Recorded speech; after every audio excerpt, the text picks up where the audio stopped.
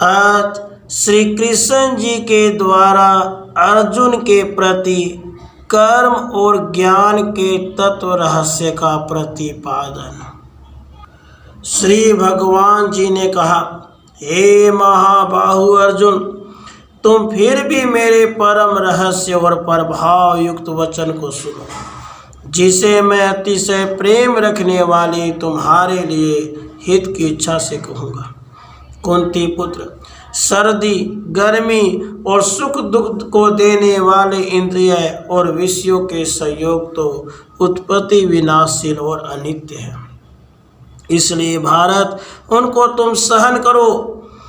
इंद्रियों का विषय, संसर्ग, सुख दुख आदि द्वंद्व या इनसे भिन्न जो कुछ भी पदार्थ है, वे सब के सब एक सच्चिदानंद घन परमात्मा से तनिक भी पृथक नहीं है, अतः सब कुछ परमात्मा ही है। अतः फिर सुख और दुख कहाँ? आदि अंत से रहित अवयवहीन परमात्मा में पूर्णता और अपूर्णता कैसे हो सकती है? इसलिए जो पुरुष सुख दुख में समान और धीर है, वह अमृतमय परम पद को प्राप्त करने में समर्थ होता है। वास्तव में सभी तरह से सुख दुखों का अस्तित्व तनिक भी नहीं है।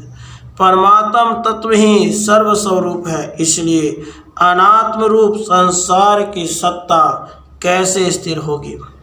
क्योंकि असत वस्तु की तो सत्ता है ही नहीं और सत का भाव नहीं है। इसलिए सुख दुख आदि है ही नहीं, केवल एक सर्वव्यापी परमात्मा ही है। अर्जुन, यद्यपि आत्मा दृश्य पदार्थों का साक्षी रूप से साक्षात्कार करने वाला चेतन स्वरूप है और शरीर के अंदर रहता भी है, तथापि वह सुखों से न तो हर्षित होता है, दुखों से न तो दुखित होता है। परमात्मा से पृथक देह आदि कुछ भी नहीं है, न दुख आदि है। अतः वास्तव में कौन किसका अनुभव करेगा? क्योंकि एक परमात्मा के सिवा दूसरी वस्तु है ही नहीं। हे भारत, यह दुख अज्ञान से उत्पन्न एक प्रकार की भ्रांति है। अतः परमात्मा के यथार्थ ज्ञान से वह सर्वथा विनष्ट हो जाता है। जिस प्रकार रज्जु का यथार्थ तत्व न जानने से उत्पन्न हुआ रज्जु में सर्प का भय रज्जु के यथार्थ ज्ञान से नष्ट हो जाता है, उसी प्रकार अज्ञान से उत्पन्न हुए देह एवं दुख आदि का अस्तित्व परमात्मा के तात्विक ज्ञान से नष्ट हो जाता है। यह विश्व नित्य एवं पूर्ण ब्रह्म ही है। वह ब्रह्म न तो नष्ट होता है और न उत्पन्न ही होता है। इसे ही ध्रुव सत्य मानो, यही यथार्थ बोध है। हे अर्जुन, तुम मान, मद, शोक, भय, इच्छा, सुख, दुख इस संपूर्ण असत रूप जड़ द्वैत प्रपंच से रहित हो जाओ। एकमात्र अद्वितीय चिन्मय सत्स्वरूप परमात्मा में तद्रूप हो जाओ। भारत, सुख दुख, लाभ हानि, जय और पराजय के ज्ञान से रहित होकर तुम एकमात्र शुद्ध ब्रह्म रूप हो जाओ, क्योंकि तुम ब्रह्म रूप ही हो। अर्जुन, तुम जो कर्म करते हो, जो खाते हो, जो हवन करते हो, जो दान देते हो और भविष्य में जो कुछ शास्त्रानुसार अनुष्ठान करोगे, वह सब परमात्म रूपी है। इस प्रकार के ज्ञान में स्थिर रहो। जो पुरुष अपने अंतःकरण में जिस पदार्थ का संकल्प करता है, वह निस्संदेह उसी रूप में बदल जाता है। इसीलिए हे अर्जुन, सत्य स्वरूप ब्रह्म को प्राप्त करने के लिए तुम सत्य स्वरूप ब्रह्म हो जाओ। क्योंकि जो पुरुष विनाशशील क्रिया रूप संसार में अक्रिय सच्चिदानंद ब्रह्म को स्थिर देखता और अक्रिय सच्चिदानंद ब्रह्म में विनाशशील क्रिया रूप संसार को कल्पित देखता है, वह मनुष्यों में ज्ञानवान है तथा संपूर्ण कर्मों को कर चुका है, ऐसा कहा गया है। इसलिए अर्जुन, तुम कर्मों में वासना तथा कर्तापन के अभिमान से रहित हो जाओ। तुम्हारी कर्मों को न करने में आसक्ति न हो।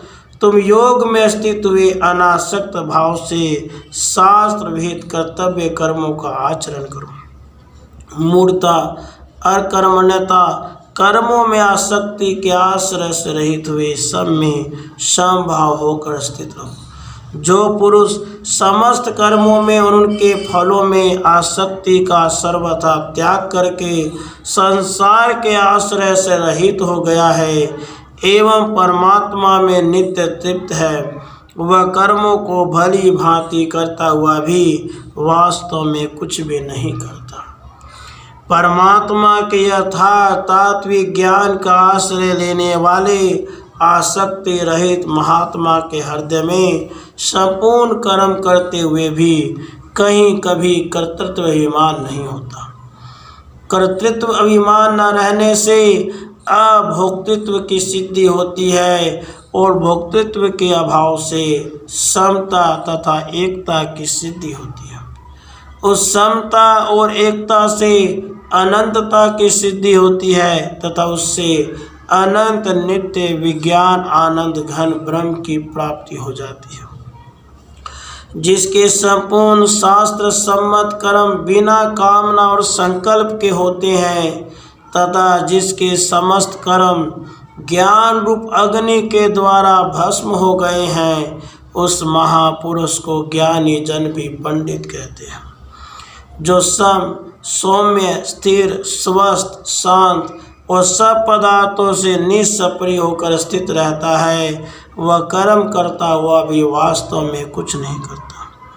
इसलिए हे अर्जुन, तुम हर्ष, शोक आदि द्वंद्वों से रहित नित्य वस्तु परमात्मा में स्थित योगक्षेम को न चाहने वाले और स्वाधीन अंतःकरण वाले हो जाओ एवं न्याय से प्राप्त शास्त्रोक्त कर्मों को करते हुए पृथ्वी को विभूषित करने वाले आदर्श पुरुष बन जाओ।